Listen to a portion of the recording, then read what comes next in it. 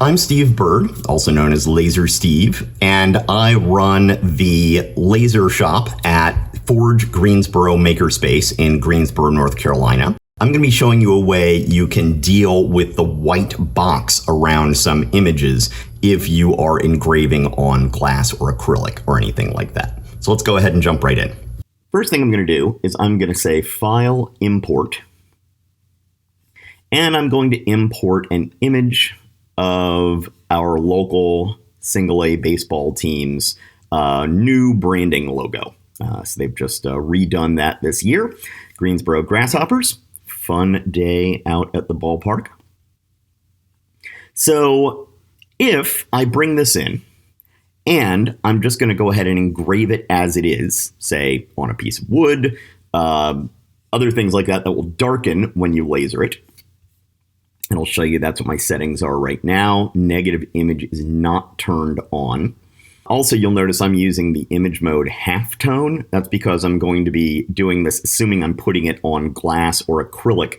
And I found that if you are using a standard 2 or 2.5 inch lens, halftone works, in my mind, the best for some grayscale stuff. Your mileage may vary on your machine, and especially if you have a high definition compound lens or something like that, that will definitely make a difference. But right now I'm doing this assuming you've got more or less standard equipment. If I check my preview right now, well, you'll see that this is pretty dark. I could go ahead and lighten this up if I were going to engrave this on wood. But let me just show you, when I do show traversal moves here, that it is only going to engrave the parts that are black here. Of course, that's the way it usually works. I should probably size this down to the size I actually want it here. So I'll go ahead and do that. Oops, no, not 1004, 100. That's what I meant. There we are. So now let's assume that we are engraving this on glass or acrylic or stone, and we want to make sure that the dark parts are dark and the light parts are light. I can come in here to this layer, and over here I'm going to tick negative image so that now that's on. I'll leave everything else the same here. Click OK.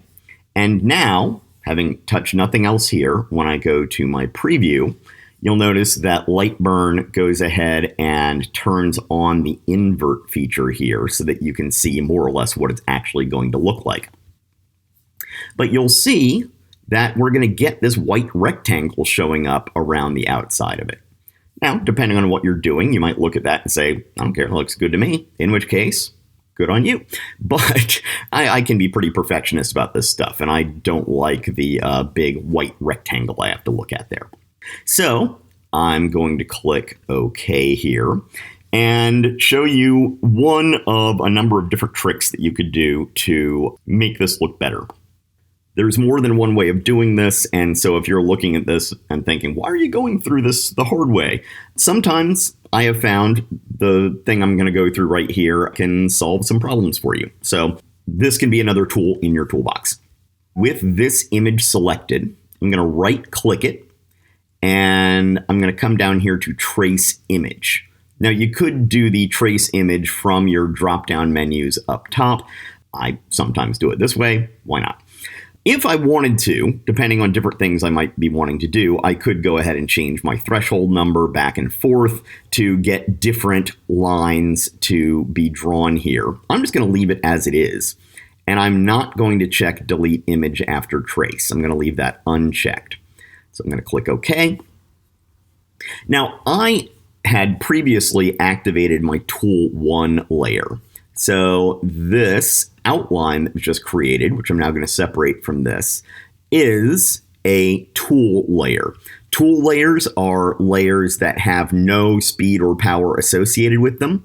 I could also do this as a standard layer and just turn its output to off. But this basically does that same thing, and I found them quite useful. So this is grouped when we first get it, and I am going to ungroup it. You could also do that with these tools up here. And then I'm going to select all the interior parts here. Now, there are a number of different ways you could do that. You could select each one individually and delete them. You could select everything here and then command select the outside so that it isn't selected. But what I like to do in this sort of case is take advantage of the fact that if you select left to right and we get this red selection box, it will only select things that are entirely inside that red box. So when I release this here, the outside shape is not selected. All the inside shapes are. If I went from this direction, anything that even comes in contact with the box is now selected. My mnemonic device for this is green for greedy. Right. So I'm going to use the non-greedy selection. I'm going to drag across like this. I'm going to make sure that at least part of the outline sticks out, but all of the inner shapes are inside. I'm also going to keep a little trademark down there since this is a trademark of the Greensboro grasshoppers. So I'm selecting all these inside shapes and then hitting my delete key and leaving just the outline.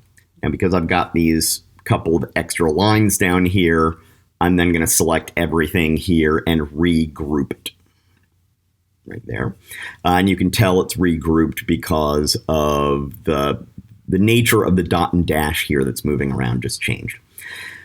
So now I'm going to drag this back where we were, bring it back to where it is outlining the shape.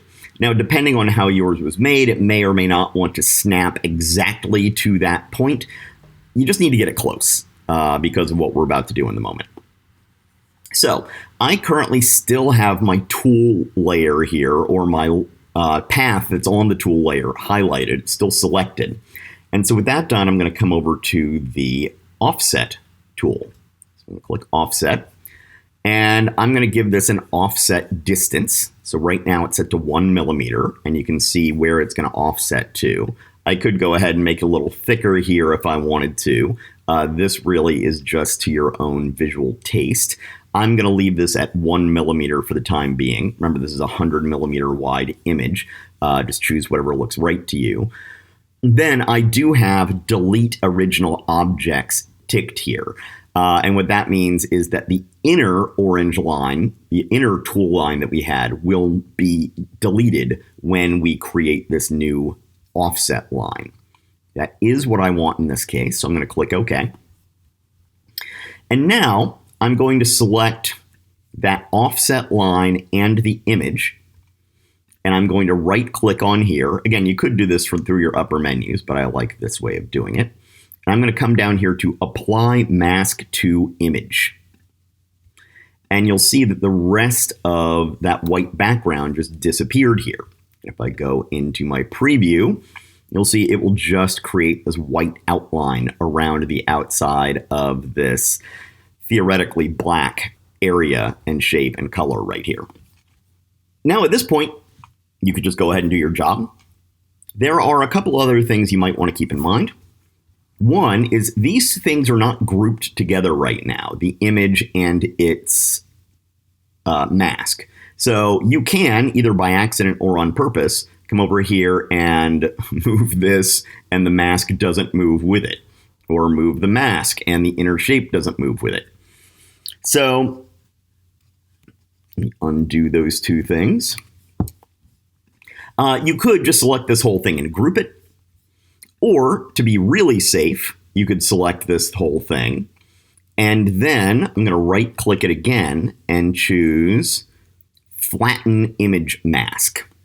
So that's essentially creating a new raster image here that is just what we had masked out. So the original PNG file with the white background basically isn't there anymore. It's been rewritten.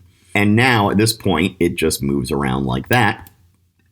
This can also solve some problems that I ran into, and I might do another video about this in a little bit, but we have a rotary tool that requires to mirror the graphics in the y-axis, just because of the orientation of the thing. And I have found that when you're sending this to that sort of machine that has that rotary thing checked, one of these flips and the other one doesn't. Or at least it gives you the illusion that that happened, which can be really quite confusing. So that's another reason why going ahead and flattening this is a good idea. And again, we look in here like this. Now, one last thing, just to be a little picky. If I'm doing this on glass or acrylic, I really think there's not enough visual differentiation I'm going to get between these different tones of the green of the face and the white of the jersey and things like that. This stripe here on the ball. So, making sure this is selected again, I'm going to go over my shape properties window. Now, if you don't have this on yours, you can go up to Window, pull down to Shape Properties, and open it up. It should usually come in as a tab together with your Cuts and Layers window. I'm going to go ahead and up my gamma. That darkens things here. And I'm also going to lower my brightness. They both do very slightly different things. I won't get into those right now, but it's darkened this up significantly.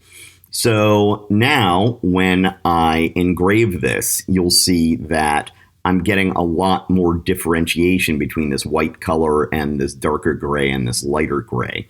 That usually shows up better, in my personal opinion, on glass and acrylic when you're using a standard lens. And if I were to go ahead and play my preview right here, there we are. Everything is looking good. And then I'm going to go to the machine when I get into the shop and go ahead and output this example. And yeah, there we are. All right. Well, thanks, everybody. Again, I am Laser Steve, and I am signing off for Forge Greensboro Makerspace. Check us out.